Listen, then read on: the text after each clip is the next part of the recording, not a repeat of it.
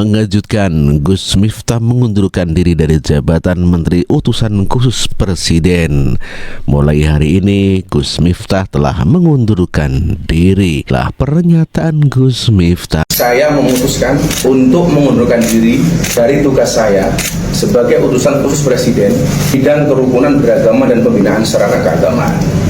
Keputusan ini saya ambil bukan karena ditekan oleh siapapun.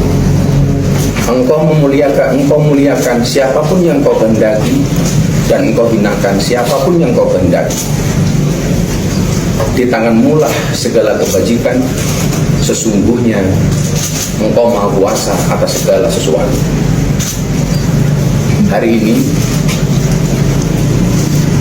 dengan segala kerendahan hati dan ketulusan, dan dengan penuh kesadaran,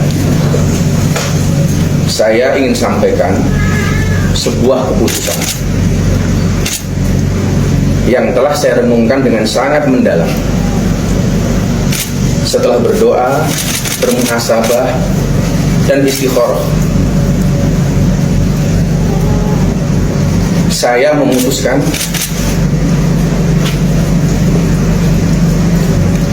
untuk mengundurkan diri dari tugas saya sebagai utusan khusus Presiden bidang kerukunan beragama dan pembinaan sarana keagamaan. Keputusan ini saya ambil bukan karena ditekan oleh siapapun, bukan karena permintaan siapapun, tetapi keputusan ini saya ambil karena rasa cinta, hormat, dan tanggung jawab saya yang mendalam kepada Bapak Presiden Prabowo Subianto serta seluruh masyarakat. Sekali lagi saya ulangi,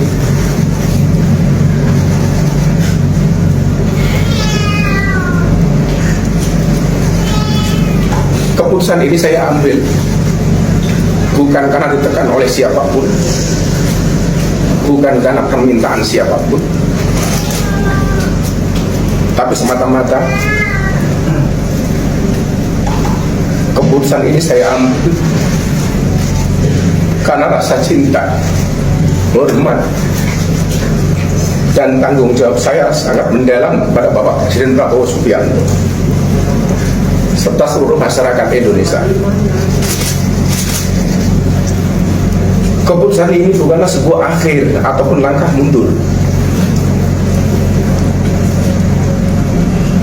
melainkan langkah awal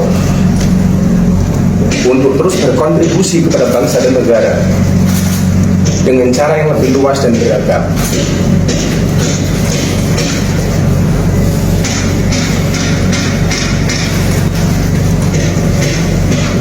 Seorang berjiwa kesatria pernah berkata, sebelumnya Gus Miftah telah dicopot dari Majelis Ulama Indonesia dan pada akhirnya Gus Miftah pun mengundurkan diri.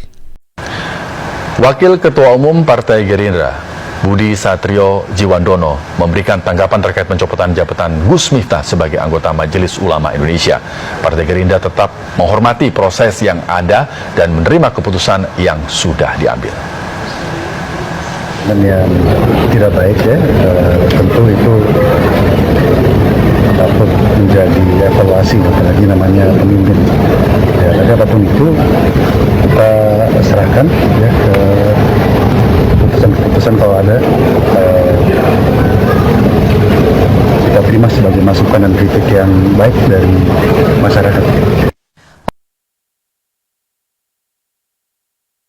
Sebelumnya Gus Miftah enggan menanggapi tentang kabar didesak atau dicopotnya Gus Miftah dari jabatan khusus dari Presiden. Dan inilah pernyataan Gus Miftah yang enggan menanggapi tentang pencopotan dirinya. Terus sedikit melihat tentang desakan untuk copot Saya juga nggak usah tanya itu, bukan orang saya. Udah boleh menurut. Kalau umroh lah, makanya mereka tanya kalau soal umroh. Itulah tanggapan Gus Miftah yang enggan menanggapi tentang pencopotan dirinya di saat ditanya oleh wartawan. Puan Maharani sebagai Ketua DPR juga menanggapi atas kejadian tentang penghinaan Gus Miftah kepada penjual es teh.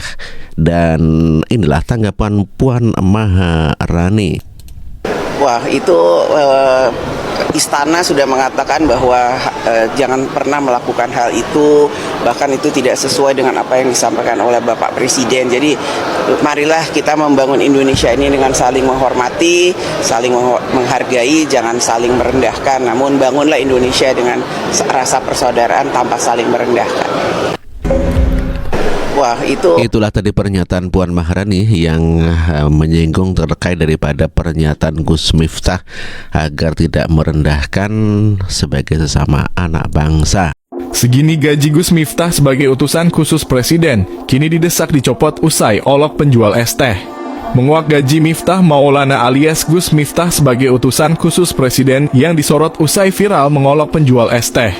Setelah kejadian tersebut viral di media sosial, banyak netizen yang penasaran dengan besaran gaji utusan khusus Presiden. Diketahui Presiden Prabowo Subianto melantik Miftah Maulana Habibur Rahman atau yang lebih dikenal sebagai Gus Miftah sebagai utusan khusus Presiden. Ia dilantik pada 22 Oktober 2024 di Istana Negara, Jakarta. Gus Miftah menjabat sebagai utusan khusus Presiden bidang kerukunan beragama dan pembinaan sarana keagamaan. Lantas berapa gajinya? Untuk honor para utusan khusus Presiden disesuaikan dengan Peraturan Presiden atau Perpres nomor 137 tahun 2024 tentang penasihat khusus Presiden, utusan khusus Presiden, staf khusus Presiden, dan staf khusus Wakil Presiden. Disebutkan dalam Perpres tersebut, gaji dan hak keuangan lainnya seorang utusan khusus Presiden disamakan dengan level menteri. Hak keuangan dan fasilitas lainnya bagi utusan khusus Presiden diberikan setinggi-tingginya setingkat dengan jabatan menteri, tulis pasal 22 Perpres nomor 137 tahun 2024. Merujuk pada pasal 2 PP nomor 60 tahun 2000 yang mengatur hak keuangan Menteri Kabinet, Menteri Negara mendapatkan gaji pokok sebesar Rp5.040.000 per bulan. Penghasilan menteri dan pejabat setingkat menteri lainnya adalah tunjangan jabatan sesuai dengan keputusan Presiden nomor 68 tahun 2001 sebesar Rp13.608.000 per bulan. Dengan demikian, total gaji pokok dan tunjangan menteri dan pejabat setingkat menteri seperti utusan khusus Presiden bisa mencapai Rp18.648.000 setiap bulannya. Selain itu, pejabat setingkat Menteri Negara juga mendapat fasilitas dana operasional yang bertujuan untuk menunjang kegiatan yang bersifat strategis dan khusus. Utusan khusus Presiden berhak mendapatkan kendaraan dinas, rumah jabatan, dan pelayanan kesehatan melalui mekanisme jaminan asuransi kesehatan. Mereka juga akan mendapat biaya perjalanan, biaya pemeliharaan rumah dan kendaraan dinas, serta biaya pengobatan, perawatan, dan rehabilitasi. Setelah viral menghina penjual es teh, kini muncul 7 petisi yang dibuat di situs change.org terkait pendakwa sekaligus utusan khusus Presiden bidang kerukunan beragama dan pembinaan sarana keagamaan. Miftah Maulana Habibur Rahman telah menembus 222.107 tanda tangan. Adapun petisi ini berisi desakan agar Miftah Maulana dicopot dari jabatannya sebagai utusan khusus Presiden usai menghina penjual es teh asal Kecamatan Gerabag, Kabupaten Magelang bernama Sun Haji saat dirinya ceramah pada 20 November 2024.